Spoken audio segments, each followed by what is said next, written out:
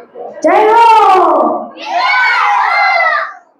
માતાની મમતા પિતાની છાયા, માતાની મમતા પિતાની છાયા, બંને મળી જીવનને સ્વર્ગ બનાવે છે, બંને મળી જીવનને સ્વર્ગ બનાવે છે।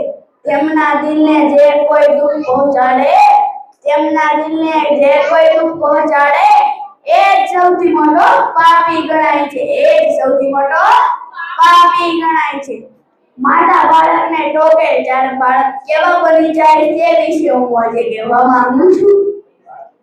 જે બાળકને મારવામાં આવે છે તે બાળક પોતાનું ટેલેન્ટ ભૂલી જાય છે અને કાયર બની જાય છે।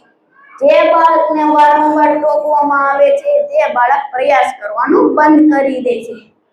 જે બાળકનો મજાક ઉડાડવામાં આવે છે તે બાળક પોતાનો આત્મવિશ્વાસ ગુમાવી દે છે।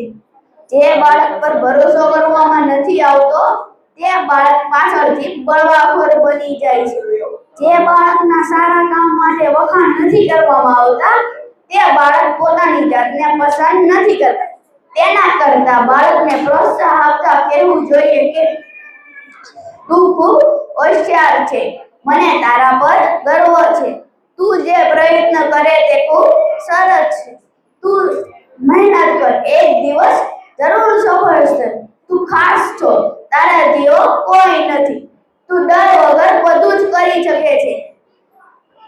બાળક કોઈ નાની સિદ્ધિ કરે ત્યારે કહેવું શાબાશ, તું કરી શકે છે, ખૂબ સારું કામ કર્યું।